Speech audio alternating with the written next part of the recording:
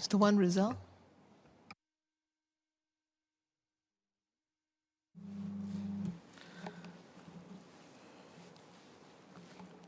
Madam Deputy Speaker, I declare that I'm an academic staff focusing on health and wellness at an Institute of Higher Learning.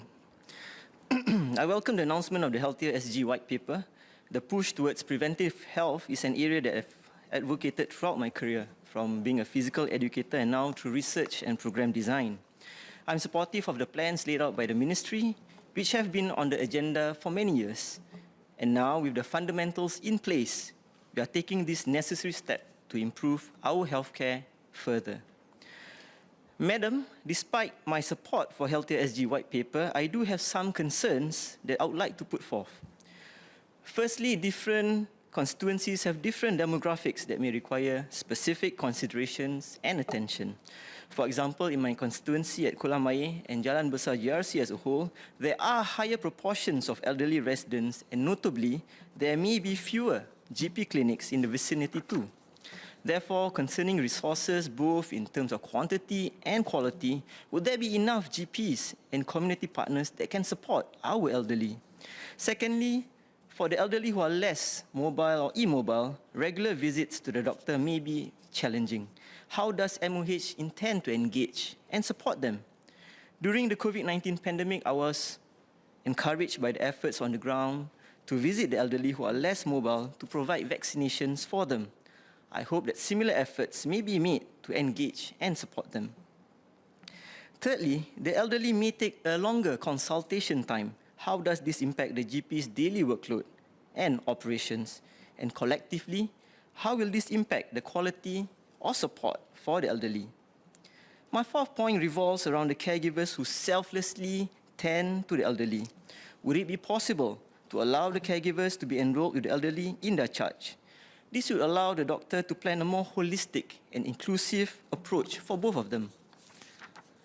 Finally, with regards to the enhancement and usage of digital tools, our elderly have come a long way in getting themselves digitally ready. Nevertheless, some are concerned with how fast technology and apps have evolved. Moreover, the thought of being scammed too may hinder their usage of digital support. How then does the Ministry plan to address these concerns?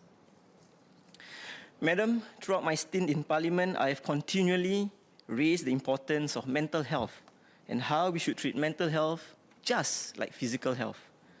Thus, I would like to ask the Ministry how mental health fit in the Healthier SG initiative. This would be more pertinent when Healthier SG is rolled out to the younger generation who are more open to mental health issues and understand the importance of mental well-being. Nevertheless, the elderly are not spared too. Issues like dementia or depression due to social isolation remains a pertinent issue. Therefore, concerns like whether there will be enough mental health trained GPs, and if so, how would these GPs engage and manage consultation time, bearing in mind that consultation times may differ in complexity, require deeper attention, and may take a longer time. I believe Healthier SG is an opportunity to address the issues that I've raised previously related to accessibility and screening. The GPs now would naturally increase the notes for accessibility, and I hope health screening can also include aspects of mental health. Madam, through Healthier SG, collaborations and partnerships are increasingly emphasized. However, I was unable to find the roles of IHLs. Practice-based research efforts are expanding, and courses that provide lifelong learning regarding public health have grown. IHLs play an important role within the public health system to educate and train, to conduct basic and applied research in disciplines pertinent to public health, and engage in the community and professional service. Of course, IHLs are not the only institution that provides education, research, and service. However, it would be useful to tap on IHLs as additional resources. Madam, in Malay, please. Di dalam ucapan saya di dalam bahasa Inggeris tadi, saya telah menyentuh tentang perkara yang harap pihak pemerintah dapat memberi pencerahan. Di antaranya adalah tentang warga emas kita. Di GRC Jalan Besar seumpamanya, di mana ramai di antara penduduk adalah warga emas, saya prihatin tentang kesihatan mereka dan saya harap inisiatif Healthier SG ini dapat dimanfaatkan sepenuhnya oleh mereka. Saya harap MOH dapat memberi pencerahan berkenaan sumber baik dari segi doktor-doktor dan rakan kongsi komuniti yang boleh menyokong warga tua kita. Saya harap kuantiti dan kualiti dari sumber-sumber ini tidak terjejas. Kedua, bagi warga emas yang kurang upaya untuk bergerak, lawatan kerap ke doktor mungkin mencabar. Justru itu, bagaimanakah MOH berhasrat untuk melibatkan diri dan menyokong mereka? Semasa pandemik COVID-19, saya bersyukur ramai di antara warga emas kita yang sukar untuk bergerak dapat dilawati oleh doktor-doktor dan beri suntikan vaksinasi. Saya harap usaha yang sama boleh dilakukan untuk menyokong mereka. Ketiga, konsultasi bagi warga emas mungkin akan mengambil masa yang lebih lama. Justru itu, saya khawatir akan kesan kepada kualiti sokongan untuk warga emas kita. Keempat, adalah tentang penjaga warga tua yang telah bekerja dengan sepenuh hati dan bertungkus lumus. Saya harap mereka dibenarkan untuk mendaftar warga tua di bawah tanggungjawab mereka. Ini akan membolehkan doktor merancang pelan kesihatan yang lebih holistik dan inklusif untuk kedua-dua. Kelima, berkaitan dengan penggunaan alat digital.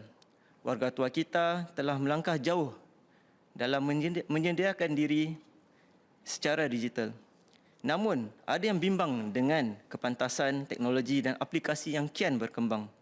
Selain itu, ramai juga bimbang dan takut akan penipuan secara talian. Jadi bagaimanakah MOH merancang untuk menangani kebimbangan mereka ini? Akhir sekali, di dalam parlimen saya kerap mempertengahkan isu kesihatan mental dan bagaimana kesihatan mental sama pentingnya dengan kesihatan fizikal. Saya harap Menteri dapat memberi pencerahan tentang peranan kesihatan mental di dalam inisiatif Healthier SG ini. Madam, please allow me to end by sharing a personal anecdote. Last December, I had a health scare, and I considered that at 43 years old, I just couldn't catch up with my children. I consulted a doctor friend, and after analyzing the results, assured me that I was just too exhausted, but highlighted that it's time I put my sports science knowledge into practice. So I started the new year with a simple goal of being more active, having a healthier lifestyle, to shift my BMI category from overweight to something more acceptable, and lower my body fat percentage from 25% to 20%. And this means shedding about 10 kilograms off my deceivingly okay looking frame. I'm glad to share that I've met the objectives, but there are a few lessons learned. The first lesson, looking okay or feeling okay does not mean one is healthy. Thus, the importance of screening cannot be underestimated. It not only gave me a peace of mind knowing the results of my screening, but nudged me towards preventive health too. My initial commitment to physical exercise and increased physical activity then manifested into other aspects of health. For example, I became more conscious of nutrition, cutting down on salt and sugar, and eating more vegetables. I also began to be more conscious of my overall well-being, like cutting down on screen time and making sure I have enough sleep. So the lesson number 2 is, health is not just about physical health.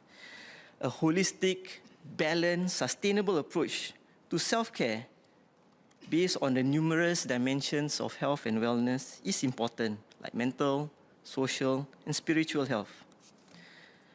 Notably, the people around me became the catalyst and motivation. Family members, friends, colleagues, and even my grassroots leaders were more receptive to my healthier lifestyle. For example, simple things like a healthier food spread, more family activities at the park, and shorter meetings in the evening makes a lot of difference to our health. All this allowed me to maintain my newfound healthy habits and encourage others to pick up healthier habits too. So lesson number 3, it is always better together. And I hope that as MOH and community partners like PA plan activities for the community, activities revolves around families. Studies have shown that elderly who stay connected to the family and participate in regular recreational physical activities benefit from a longer life expectancy, better immune system, and better mental health. Madam, preventive health is a commitment that each of us must make, but it's often easier said than done. In this regard, an individual's commitment and the whole community must move towards a healthy lifestyle and make preventive health happen. The government alone cannot make it happen. However, I do hope that the plans laid in place will nudge and ease Singaporeans to control and begin a healthier lifestyle. Notwithstanding my concerns shared earlier, I support the motion.